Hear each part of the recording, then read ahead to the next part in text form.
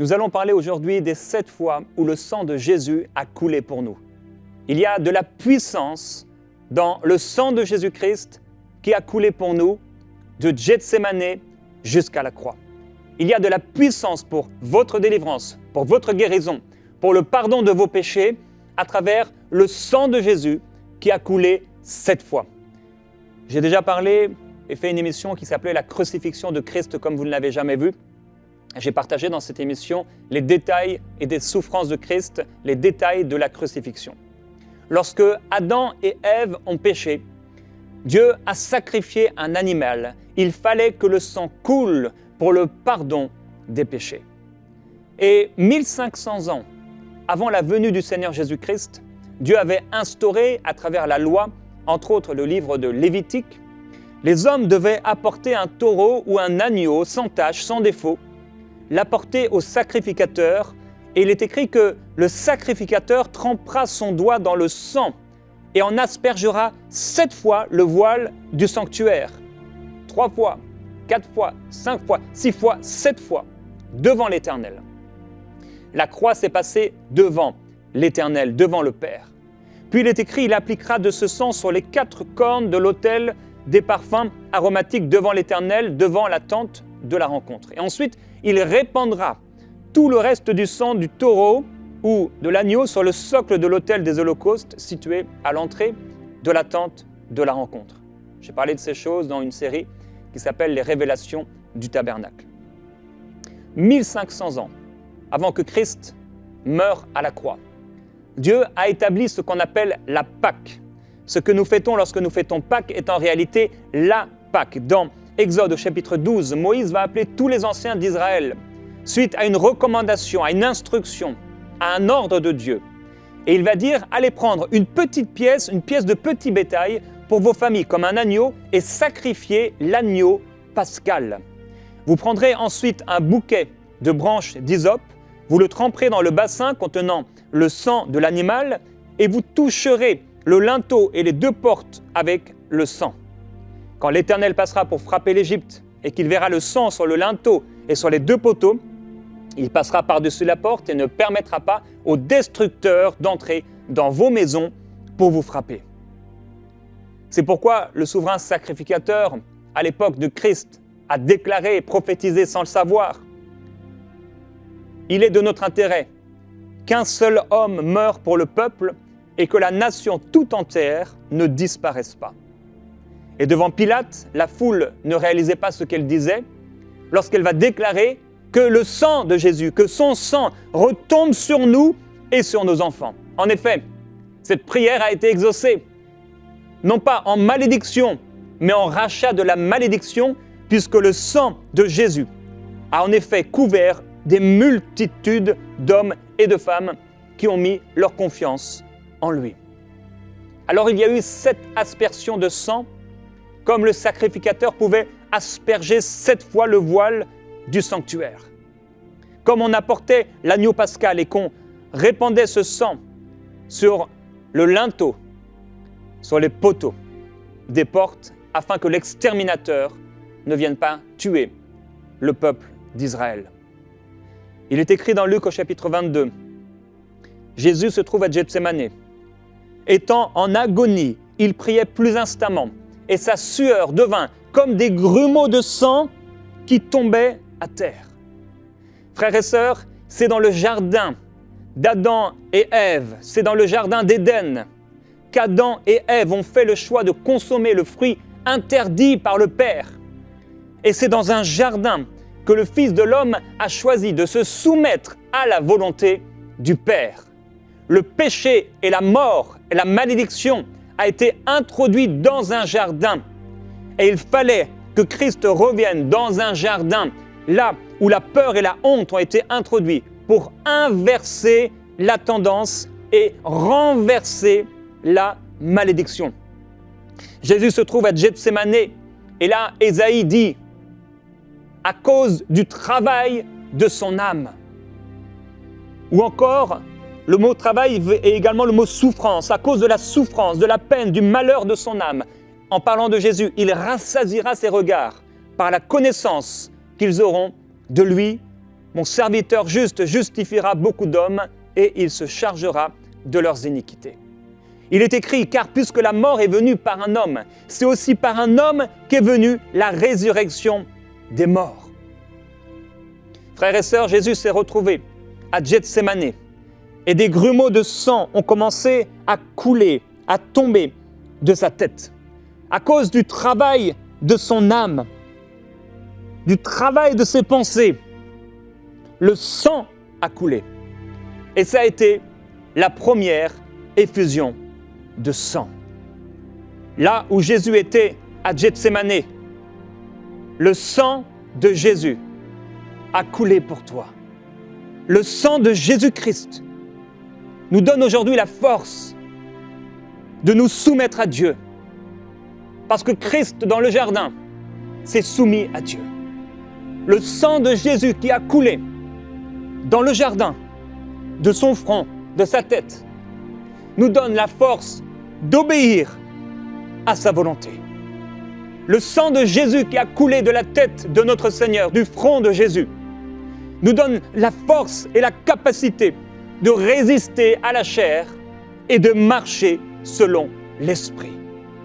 Il est écrit, c'est à la sueur de ton visage que tu mangeras ton pain, jusqu'à ce que tu retournes de la terre d'où tu as été pris, parce que tu es poussière et tu retourneras dans la poussière.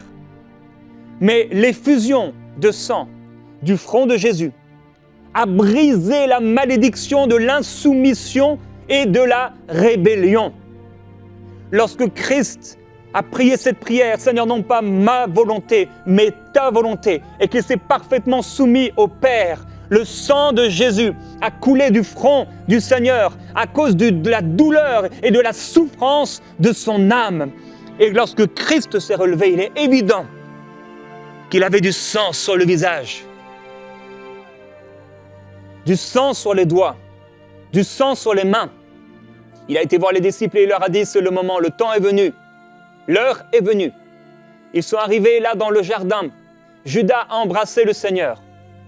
Et Pierre, voulant aider le Seigneur, va tirer son épée et couper l'oreille du serviteur d'un des soldats. Et Jésus, qui a encore le sang de son front, va prendre l'oreille de cet homme. Et le sang de Jésus, appliqué sur le sang de cette oreille, va créer un miracle. L'homme ensanglanté, lorsque le sang de Jésus, sur les doigts de Jésus, avec sa main, il va remettre l'oreille ensanglantée de Malchus, cet homme, afin que le sang qui a coulé de ce qui avait été coupé puisse être greffé à nouveau. Et de la même manière, Israël sera à nouveau greffé. Et nous avons été greffés. C'est nous, en fait, qui avons été greffés. Alors, la première effusion de sang nous donne la victoire dans notre vie de prière. Et je veux déclarer sur vous, au nom de Jésus-Christ, la victoire dans votre intimité avec le Seigneur. La victoire dans votre obéissance et la victoire dans votre sanctification.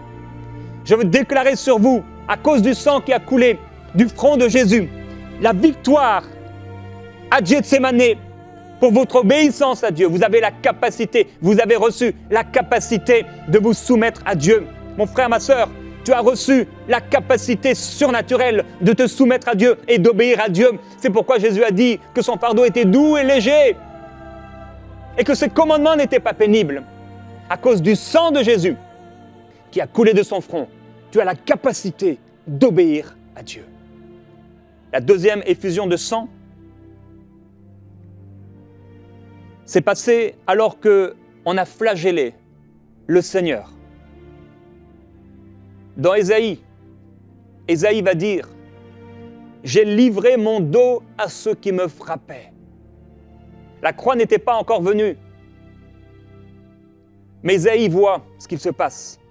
Dans le psaume 129, 1000 ans avant la crucifixion, le psalmiste dit « Des laboureurs ont labouré mon dos, ils y ont tracé de longs sillons ». La deuxième effusion de sang, c'est lorsque le dos du Seigneur a été labouré. Il a été tailladé il a été déchiré. Sa peau a été arrachée. C'est sur les épaules et sur le dos qu'on porte les charges. Et Jésus dit, venez à moi, vous tous qui êtes fatigués et chargés, et je vous donnerai du repos. L'effusion de sang, mon frère, ma sœur, sur le dos de Jésus a brisé la malédiction de la maladie, des lourds fardeaux, de la dépression et également des œuvres religieuses. Puisque Jésus dit aux pharisiens, vous mettez sur le dos des hommes, vous chargez les hommes de fardeaux difficiles à porter, que vous ne pouvez pas vous-même toucher de votre doigt. Et rappelez-vous que le sacrificateur touchait de son doigt le sang qui avait coulé. Et comme le doigt du sacrificateur trempait le sang, aspergeait le sang ensuite du voile et de l'autel, le sang du dos de Jésus est venu détruire les fardeaux sataniques, religieux et humains. Il est écrit, car le joug qui pesait sur lui, le bâton qui frappait son dos, la verge de celui qui l'opprimait, tu les brises comme à la journée de Madian. La deuxième effusion de sang, c'est le sang qui coule du dos de Jésus-Christ et qui nous donne la victoire sur la dépression parce qu'il a porté nos fardeaux, il s'est chargé de nos fardeaux. Dans cette deuxième effusion, mon frère, ma sœur, tu as la victoire sur la dépression et sur tout problème émotionnel. Tu as la victoire sur tous les problèmes de dos. Tu as la victoire sur les lourds fardeaux. Dans cette deuxième effusion, tu as la victoire sur tout cela. Reçois et marche dans cette victoire au nom de Jésus-Christ. Il y a eu la troisième effusion de sang. Cette troisième effusion, c'est le sang qui a coulé de la couronne d'épines. Le Seigneur Jésus va aller de ce lieu de Gethsémani au lieu où il va être flagellé. Et du lieu où il va être flagellé, dans ce lieu, on va poser sur lui une couronne d'épines. Il est écrit, ils vont tresser une couronne d'épines qu'ils ont posée sur sa tête. Et ils lui mirent un roseau dans la main droite, puis s'agenouillant devant lui, ils se moquaient de lui en disant « Salut, roi des Juifs !» Avec le roseau, il frappait son visage. Avec le roseau, il frappait et la couronne ensanglantait son crâne, son visage. Et il disait « Salut, roi des Juifs !» Et il crachait sur lui, prenait le roseau et le frappait sur la tête. Ces épines devaient pénétrer la tête du Seigneur et le roseau enfonçait les épines. Mon frère, ma sœur, l'effusion de sang sur la tête du Seigneur a brisé les malédictions liées à l'intellect, au cerveau, aux pensées et à l'âme tout entière. Victoire sur les pertes de mémoire, victoire sur Alzheimer, victoire sur les maux de tête et les oppressions, victoire sur les cauchemars, victoire sur les échecs et sur les blocages, victoire dans tes pensées. Je le déclare au nom de Jésus-Christ sur toi aujourd'hui. Je déclare la victoire dans tes pensées, la victoire par rapport à ces cauchemars, la victoire par rapport à ces peurs de perdre la mémoire, la victoire sur tes maux de tête et sur les oppressions spirituelles. Tu as reçu cette victoire dans cette troisième effusion du sang de Jésus, de la couronne d'épines qui a fait couler le sang de ton Seigneur, le sang de ton Dieu. La quatrième effusion du sang de Jésus, c'est le sang qui a coulé de la barbe du Seigneur. Il est écrit dans Ésaïe, « J'ai livré mon dos à ceux qui me frappaient, mais j'ai livré mes joues à ceux qui m'arrachaient la barbe. Et je n'ai pas dérobé mon visage aux ignominies et aux crachats. » Il est écrit dans Ésaïe, « Il a été maltraité et opprimé, il n'a pas ouvert la bouche, semblable à un agneau qu'on mène à la boucherie, à une brebis muette devant ceux qui la tondent. Il n'a pas ouvert la bouche. Devant ceux qui la tondent, devant ceux qui la rasent, le verbe est couper ou tondre. On a arraché sa barbe. » Lorsque dans 2 Samuel, David va envoyer des serviteurs pour honorer un roi et qu'ils ne vont pas être acceptés, on va soupçonner de mauvais motifs de leur part, eh bien ce roi, cet homme, va leur faire raser la moitié de la barbe. Et il va renvoyer les hommes de David dans la honte parce qu'il a rasé la moitié de leur barbe.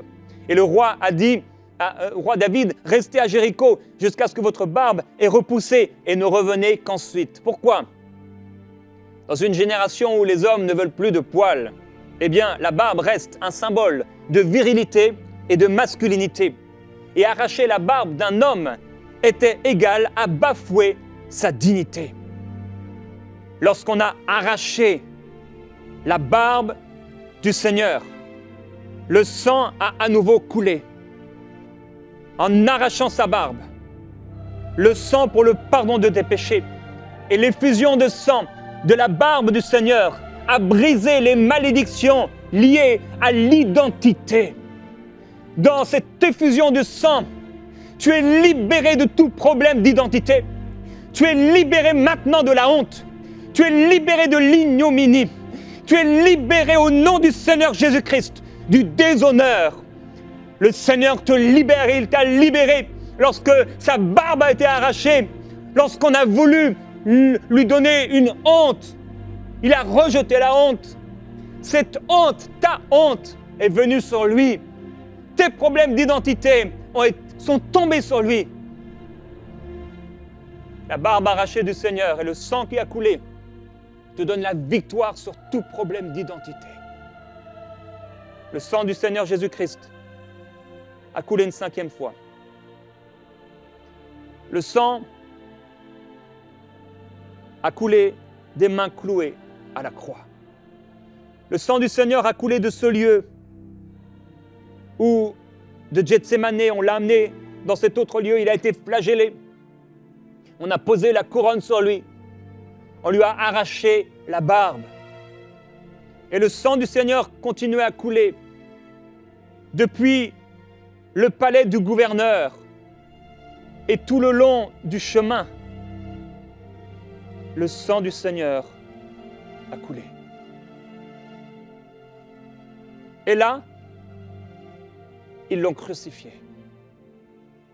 Les mains représentent les actions des hommes et la capacité de travailler, de produire des richesses, de faire du bien, de donner.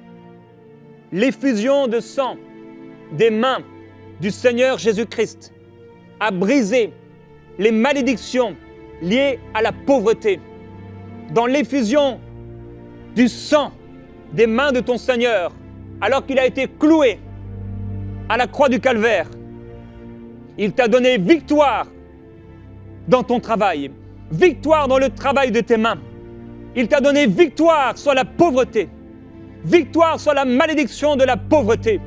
Et c'est pourquoi je veux déclarer sur toi que tu es libéré de toute malédiction liée à la pauvreté. Tu es libéré alors que tu étais lié par rapport à une malédiction contre ton travail, contre tes finances, contre la capacité de produire, contre la capacité d'obtenir, contre la capacité de recevoir.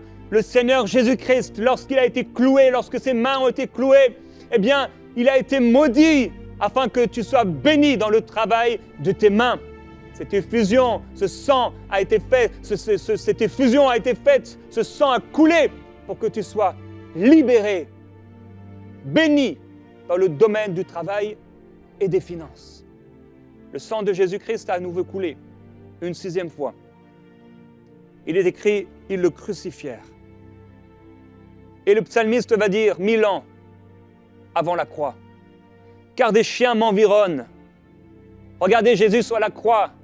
Il dit, des chiens m'environnent, une bande de scélérats rôde autour de moi. Ils ont percé mes mains et ils ont percé mes pieds. Les pieds représentent les mouvements de l'homme, sa capacité à se déplacer, à avancer. Nous pouvons, grâce au sang qui a coulé des pieds cloués à la croix, nous pouvons avoir l'assurance d'être dirigés par le Saint-Esprit dans tout ce que nous faisons. Selon qu'il est écrit, qu'ils sont beaux sur les montagnes les pieds de celui qui apporte de bonnes nouvelles, qui publie le salut. Là, à la croix, on a cloué les pieds du Seigneur, son pied droit, son pied gauche ont été cloués. l'effusion de sang des pieds du Seigneur t'a racheté de la malédiction de la confusion, t'a racheté de la malédiction de la perte de repères, t'a racheté de la malédiction des paralysies physiques et sociales. Alors que le sang du Seigneur coulait de ses pieds, c'était le rachat de ta malédiction, de tout ce qui est lié au déplacement, de tout ce qui est lié à ce que tu dois faire, à là où tu dois aller. Victoire sur tes déplacements, victoire dans la direction divine, victoire également dans notre évangélisation. Le Seigneur t'a donné la victoire par le sang de Jésus qui a coulé de ses pieds. Il t'a donné la victoire sur ton annonce de l'Évangile. Il t'a donné la victoire sur tes déplacements. Il t'a donné la victoire au départ et à l'arrivée. Il t'a donné la victoire sur le chemin. Il te donne la victoire dans la direction divine. Il t'a donné le Saint-Esprit. Après que le sang a coulé, il a pu envoyer le Saint-Esprit. Il fallait que le sang du Seigneur Jésus-Christ coule de ses pieds pour que le Saint-Esprit puisse être envoyé. Le rachat de la malédiction liée aux pertes, aux difficultés de voir, la perte de repères. Tu as été racheté de la malédiction. Le sang du Seigneur Jésus-Christ a encore coulé une 7e fois. Il est écrit dans Jean, au chapitre 19 et au verset 34. L'un des soldats lui enfonça sa lance dans le côté. Et aussitôt, il en sortit du sang et de l'eau. Et de la même manière que le souverain sacrificateur, après avoir une 7e fois fait jaillir le sang, une 7e fois, Dieu avait dit, vous répandrez du sang tout autour. Et quand on lui a, avec cette lance, percé le côté, le sang a jailli et l'eau a jailli. Il fallait que le sang de Jésus coule entièrement pour le pardon et pour la libération de tes péchés. Il fallait que le sang de Jésus-Christ coule de son côté, parce que l'effusion de sang du côté de Jésus a brisé la malédiction liée aux maladies du cœur, aux émotions, à tout ce qui est profond en l'homme, à l'esprit de l'homme.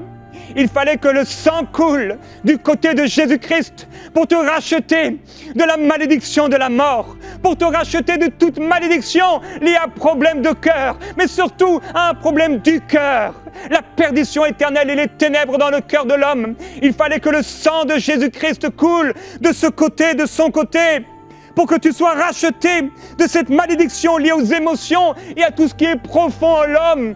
Le sang de Jésus-Christ a coulé une 7e fois et il a été répandu sur le sol, là où tu as été pris et tu as été fait de la poussière. Mais le Seigneur t'a racheté de la poussière et il a fait de toi son enfant. Alors dans le nom du Seigneur Jésus-Christ, pose ta main sur le sang de Jésus. Pose ta main sur le sang du Seigneur, là où il a coulé pour toi, là où il s'est donné pour toi. Tu peux, alors que nous prenons la Sainte Seine régulièrement, tu bois le sang du Seigneur Jésus. Il a dit, mon sang est vraiment un breuvage. Père, je veux prier pour tous ceux qui sont encore sous une quelconque malédiction, alors que le sang de Jésus a coulé à la croix.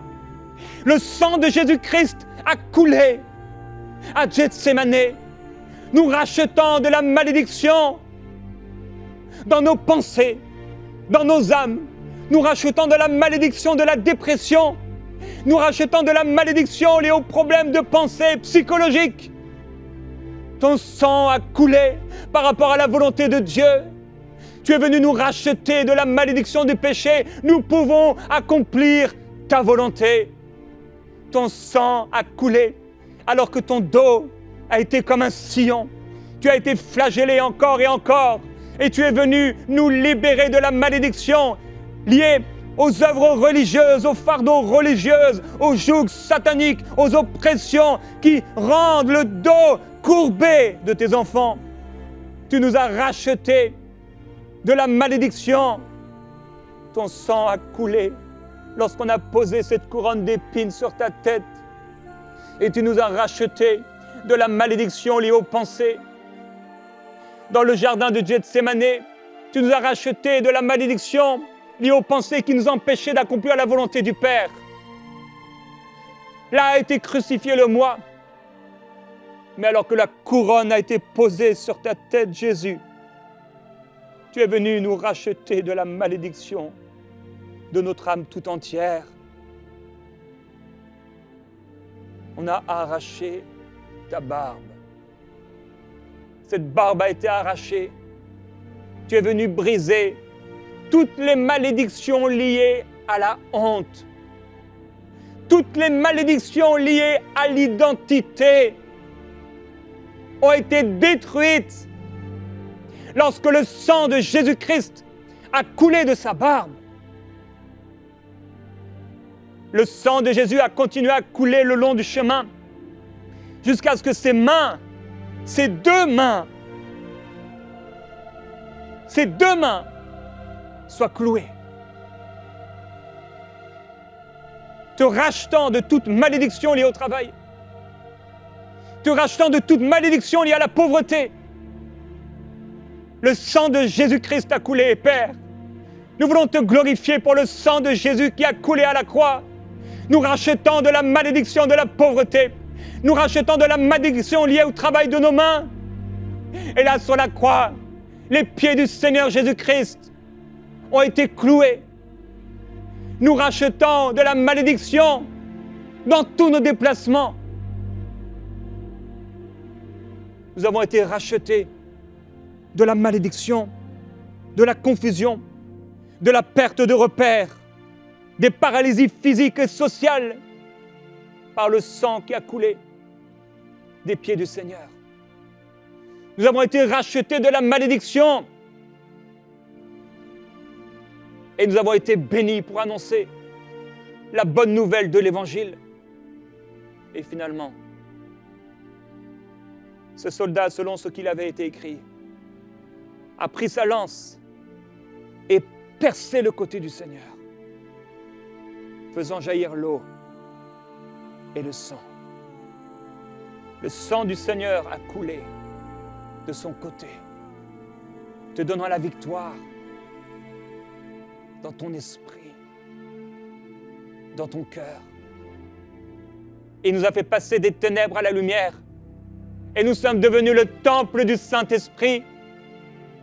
Quand le sang a jailli du côté de Jésus sur la poussière de la terre, le Seigneur t'a changé de poussière que tu étais en un esprit vivant, en un esprit vivant, en un esprit vivant. Et non seulement le sang a coulé pour pardonner, libérer tes péchés et te racheter de la malédiction du péché, mais également l'eau a coulé parce que le Saint-Esprit allait être répandu sur toi.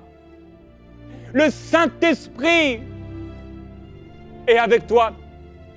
Et si aujourd'hui tu ne connais pas encore le Seigneur Jésus-Christ, tu peux dire: Seigneur Jésus, pardonne-moi pour tous mes péchés. Pardonne-moi parce que c'est moi qui a fait couler le sang à cause de mes péchés. Et je te demande de me pardonner, de me libérer du péché. Viens me libérer de la mort, viens me libérer de l'enfer, viens me libérer de toute forme de malédiction. Au nom de Jésus, je reçois le pardon de mes péchés. Et toute bénédiction, viens changer mon cœur et viens me sauver entièrement. Et donne-moi le Saint-Esprit, un cœur nouveau, et que je devienne le temple du Saint-Esprit. Qu'il en soit ainsi. Et si mon frère, ma sœur, tu connais déjà le Seigneur Jésus-Christ, mais tu vis n'importe comment, tu n'as pas réalisé que le sang a coulé, afin que tu vives pour le Seigneur, afin que ceux qui vivent ne vivent plus pour eux-mêmes, mais pour celui qui est mort et qui a été crucifié. Aujourd'hui, fais cette prière. Seigneur Jésus, pardonne-moi. Pardonne-moi de vivre ma vie pour moi-même. J'étais mort hier et j'ai voulu reprendre vie. Pardonne-moi, Seigneur Jésus-Christ, de vivre pour moi-même. Seigneur, non, j'ai été crucifié avec Christ. Et ce n'est plus moi qui vis, mais c'est Christ qui vit en moi. Prends toute la place. Prends ma vie, prends mon cœur, prends mon âme, prends mon corps, prends mon esprit. Prends tout ce que je suis et glorifie ton nom. Prends ma vie. Je m'offre à toi, mon âme, mon corps et mon esprit, qu'ils soient conservés irrépréhensibles jusqu'au retour du Seigneur Jésus-Christ. Amen.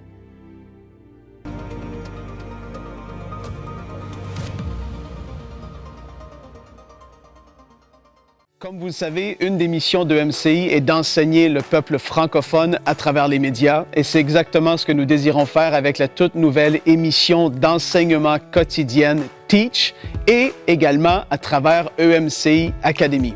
Tout ce qui reste à faire, c'est d'équiper le Studio B, là où je me trouve en ce moment, et vous pouvez nous aider en devenant un des 5000 sommeurs en vous connectant sur emcitv.com/5000. Vous allez être une bénédiction non seulement pour ce ministère, mais pour tout le peuple francophone. Que Dieu vous bénisse et merci à tous les sommeurs qui soutiennent cette œuvre. Semons dès maintenant pour vivre une grande moisson à travers les projets du Centre EMCI. Pour faire votre don, rendez-vous sur emcitv.com/5000. Vous pouvez donner en une seule fois ou en plusieurs mensualités.